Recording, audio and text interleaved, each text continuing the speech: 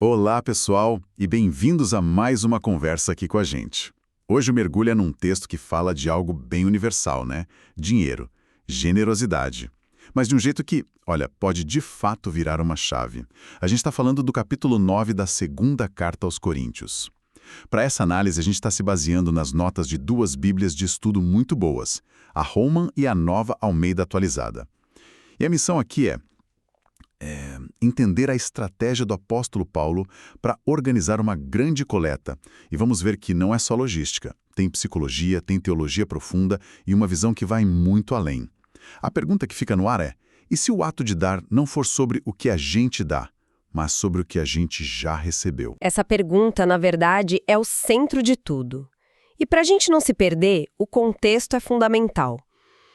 Olha só, o Paulo está organizando uma arrecadação de fundos. Ele está pedindo para as igrejas que ele fundou, que eram em sua maioria não judaicas, para ajudar os cristãos lá de Jerusalém, que eram judeus e estavam passando por uma crise financeira bem séria. Então não é só uma vaquinha. De jeito nenhum. É um gesto político, social, teológico, é imenso. É uma ponte, sabe, entre dois mundos dentro daquela igreja primitiva. É um ato de solidariedade que meio que provava que a fé deles era uma só, entende? Certo, então é sobre unidade, muito mais do que só caridade. Ok. Com isso em mente, vamos lá para o comecinho do capítulo. O Paulo já chega com uma abordagem curiosa, para dizer o mínimo. Nos primeiros versículos, ele diz que nem precisava escrever sobre isso porque ele confia na boa vontade dos coríntios. E aí ele solta essa. Ele conta que andou se gabando, se orgulhando deles para o pessoal da Macedônia, falando que a galera da Acaia, onde ficava Coríntio, já dava com tudo pronto desde o ano passado. E essa dinâmica entre Acaia e Macedônia, que era a província vizinha ao norte, é a chave aqui. Existia uma competição saudável entre as igrejas, sabe? O entusiasmo inicial dos coríntios tinha motivado os macedônios a serem generosos também. Ah, então um animou o outro. Exato, só que agora parece que os coríntios deram uma esfriada no projeto. E os macedônios, mesmo sendo muito mais pobres, acabaram contribuindo de forma assim extraordinária. Então o Paulo, muito sutilmente, inverte o jogo. Ele usa o exemplo dos macedônios para reanimar os coríntios. Peraí, mas quando a gente lê isso hoje, não sou um pouco manipulador? Ele está basicamente dizendo: olha, falei bem de vocês para todo mundo, não me façam passar vergonha. Parece que ele está usando um pingo de pressão social, não? É uma ótima pergunta, porque à primeira vista pode parecer isso mesmo, mas a gente precisa tentar pensar com a cabeça da cultura daquela época, do primeiro século. Conceitos como honra e vergonha eram moedas sociais fortíssimas, muito mais do que são pra gente hoje. Entendi. O que o Paulo está fazendo não é tanto uma chantagem emocional, é mais um apelo à integridade deles. Ele está dizendo: a reputação de vocês e a minha junto está ligada à promessa que vocês fizeram. Vamos honrar isso juntos. Ah, ele se coloca no mesmo barco? Exatamente. Se eles passarem vergonha, ele também passa. É um chamado à responsabilidade mútua, sabe? Faz sentido. É menos sobre pressão e mais sobre um compromisso de honra. E isso fica bem claro quando ele diz que está enviando Tito e outros irmãos na frente para garantir que a coleta esteja organizada. Ele é muito transparente, ele fala: para que quando eu chegar com alguns macedônios, a gente não fique envergonhado por encontrar vocês despreparados. É uma honestidade quase brutal e muito humana. Muito humana. E isso nos leva direto ao versículo 5, que é onde ele define o espírito da coisa. Ele pede que a oferta seja preparada como um ato de generosidade e não de avareza. E as palavras que ele usa no grego original são muito, muito reveladoras. Quais são? Para generosidade, ele usa eulógia, que literalmente significa uma boa palavra ou uma bênção. E para avareza, ele usa pleonexia, que é aquela ganância insaciável, o desejo de sempre ter mais. Nossa, a diferença é brutal. Então ele não está pedindo uma doação. Ele está pedindo que a contribuição dele seja uma bênção. Uma boa palavra dita com uma ação. E o contrário não é só não dar muito, é a ganância mesmo, o sentimento de escassez. Precisamente, ele está estabelecendo a mentalidade desde o início. A escolha é: a sua doação vai ser uma expressão de bênção, de abundância, ou vai ser algo arrancado de você com um sentimento de perda?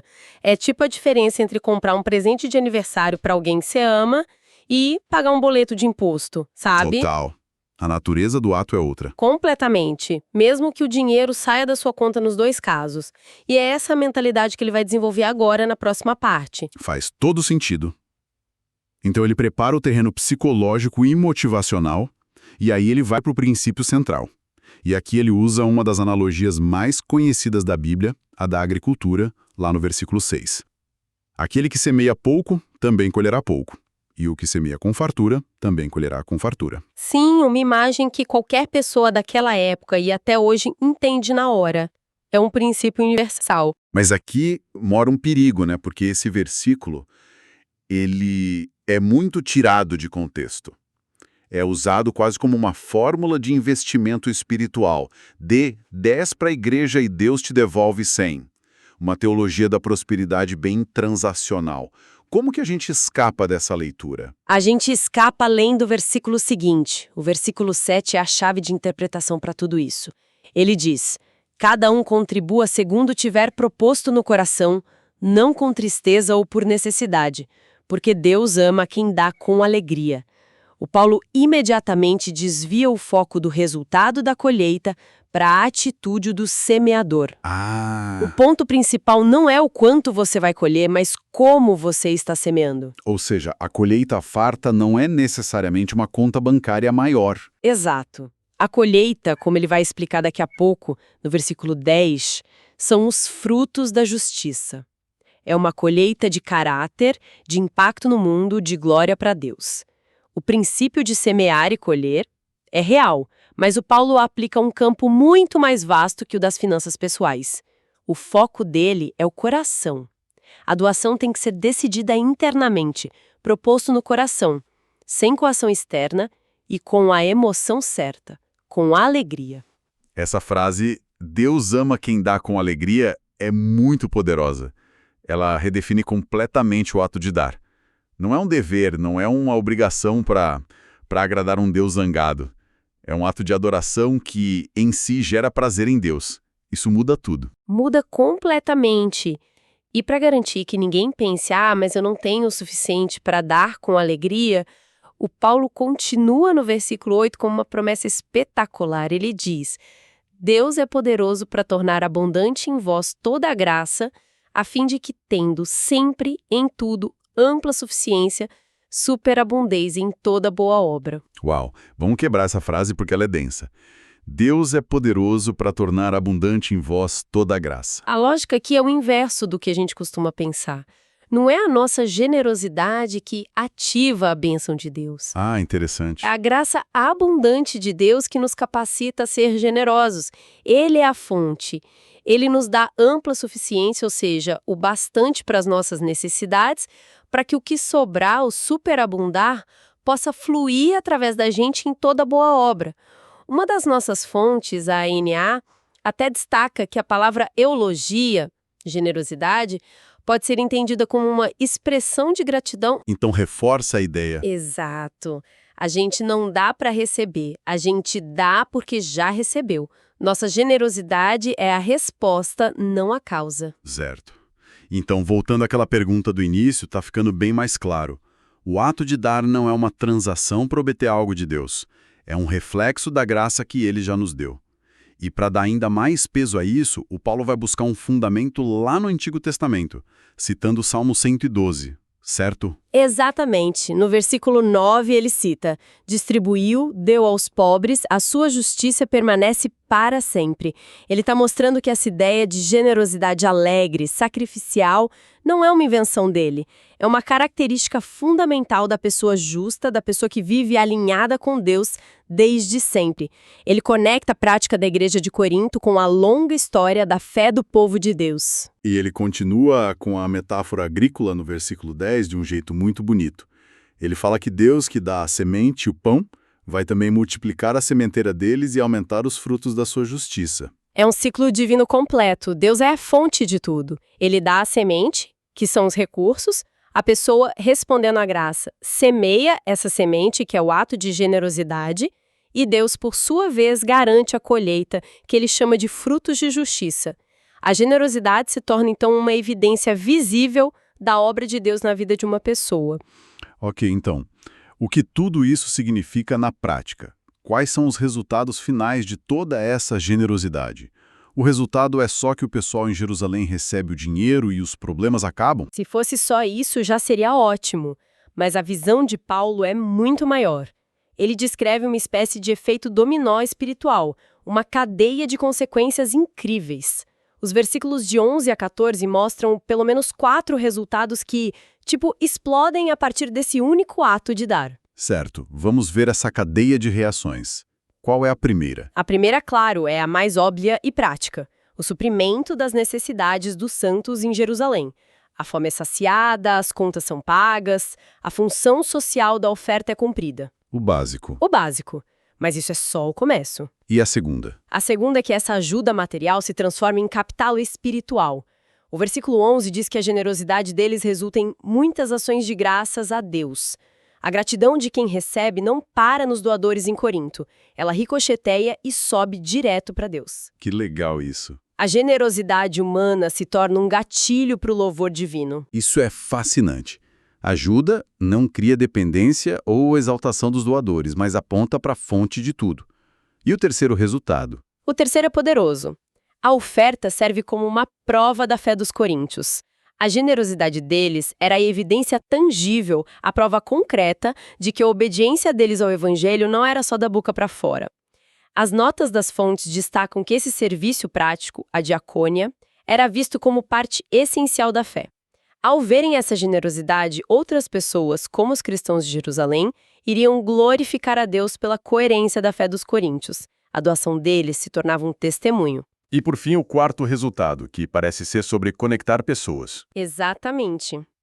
Uma conexão comunitária profunda é forjada. Os cristãos judeus em Jerusalém, ao receberem essa ajuda dos cristãos gentios de Corinto, que eles nunca conheceram pessoalmente, eles começam a orar por eles com grande afeto. Uma ponte de amor e comunhão espiritual é construída sobre a ponte financeira. Essa oferta estava literalmente unindo a igreja, quebrando barreiras culturais, raciais. É uma visão incrivelmente holística. É um ecossistema completo de graça. Começa com a graça de Deus, capacita a generosidade alegre, que supre necessidades, que gera gratidão a Deus, que prova a fé e que constrói comunidade. É muito maior do que eu imaginava. E depois de descrever tudo isso, a mente do Paulo parece explodir. Ele termina o capítulo no versículo 15, quase sem fôlego. Graças a Deus, pois, pelo seu dom inefável. Parece um salto gigantesco depois de falar de logística e dinheiro. Clímax inevitável do argumento dele. Depois de detalhar toda a dinâmica da doação humana, o dom dos coríntios, a mente dele salta para o dom supremo, o presente que inspira e possibilita todos os outros presentes. Ele eleva a conversa do plano terreno para o celestial. Recapitulando a nossa jornada aqui, a gente começou com o que parecia ser uma estratégia de relações públicas, com o Paulo preocupado com reputação, com prazos. Passamos por uma aula de motivação, com a metáfora da semeadura alegre. Vimos como um ato de dar pode criar todo um ecossistema de graça. E terminamos aqui, olhando para esse dom inefável, esse presente tão grande que nem dá para descrever. Se a gente conectar todos esses pontos, a imagem que surge é clara. A generosidade cristã no modelo de Paulo não é filantropia, não é obrigação e não é um investimento. É uma resposta, é uma reação em cadeia iniciada pela graça de Deus. É a expressão visível de uma fé invisível, um testemunho para o mundo e o cimento que une a comunidade. O ato de dar é, na verdade, um ato de adoração completo. E isso nos deixa com um pensamento final para a gente refletir. O capítulo inteiro foi sobre dar recursos materiais, mas ele termina com esse agradecimento por um dom inefável. As notas das nossas fontes são quase unânimes em dizer que esse presente indescritível é o próprio Cristo e a salvação que ele traz. Então a pergunta que fica é: como a nossa perspectiva sobre a generosidade do dia a dia, seja doar tempo, atenção ou dinheiro, se transforma quando a gente para de vê-la como uma transação ou um dever e passa a enxergá-la como uma pequena, minúscula resposta, um eco desse presente supremo e indescritível que nós mesmos já recebemos.